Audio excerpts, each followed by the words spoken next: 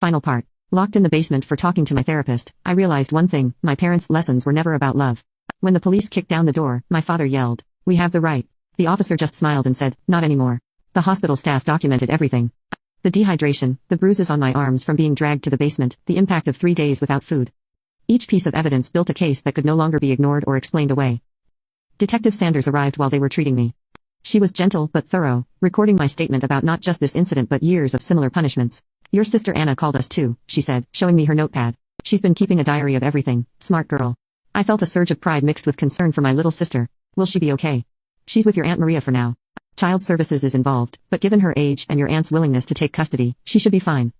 As I lay in the hospital bed that night, my phone buzzed with messages from relatives. Some were supportive, finally free from my father's threats to speak their truth. Others condemned me for destroying the family. "Cousin Michael, we all knew something was wrong, but we were too scared to help." "I'm sorry, Olivia. Uncle Pete, how could you do this to your parents? Family matters should stay private." "Aunt Sarah, your father controlled us all with fear. You're so brave for breaking free." The most surprising message came from my mother's sister, Aunt Teresa. "I left your Uncle Robert for the same reasons 20 years ago. Your father convinced everyone I was crazy.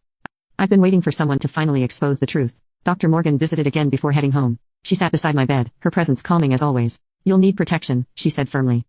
"They'll try to minimize this, try to make you doubt yourself, but we have evidence now and witnesses. You're not alone anymore."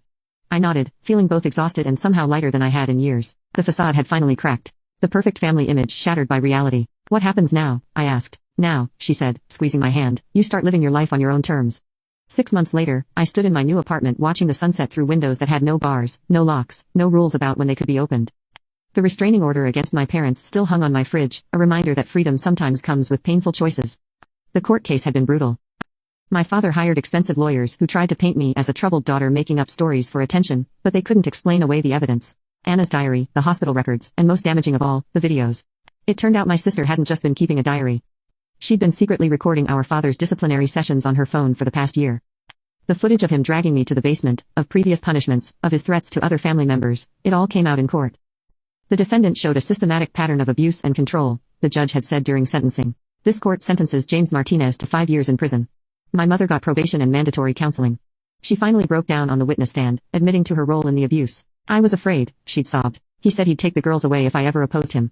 The family split into factions after the trial. Some, like Aunt Maria and Anna, stood firmly by my side. Others, mostly those who benefited from my father's financial control over the years, branded me a traitor. But the most surprising change came from within our community. Mrs. Peterson, our neighbor of 15 years, started a support group for families dealing with domestic abuse.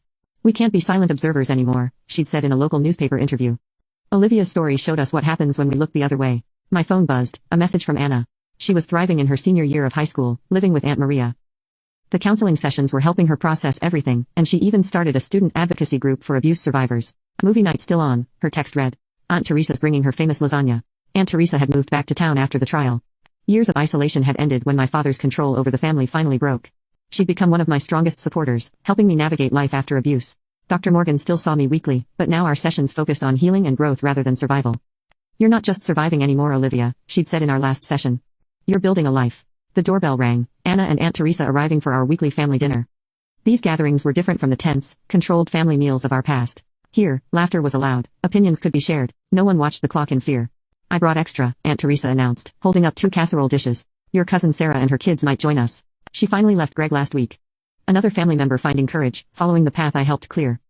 Sarah had called me late one night asking how I'd found the strength to break free. "You showed us it was possible," she'd said. As we set the table, no assigned seats, no rigid rules, Anna showed me her college acceptance letter. "Full scholarship to study psychology. I want to help people like us," she explained. "Like Dr. Morgan helped you." My mother had tried to contact me last month, sending letters through her counselor. She was making progress, they said, understanding the damage she caused through her passive acceptance of abuse. Part of me wanted to read those letters, to believe she could change. But I wasn't ready. Healing had its own timeline, and I was learning to honor mine. The apartment filled with the smell of lasagna and the sound of family, real family, bound by love and choice rather than fear and obligation. Aunt Maria arrived with dessert, and Cousin Michael dropped by with his boyfriend, no longer having to hide his relationship from my father's judgment. Looking around at these smiling faces, I remembered those dark hours in the basement.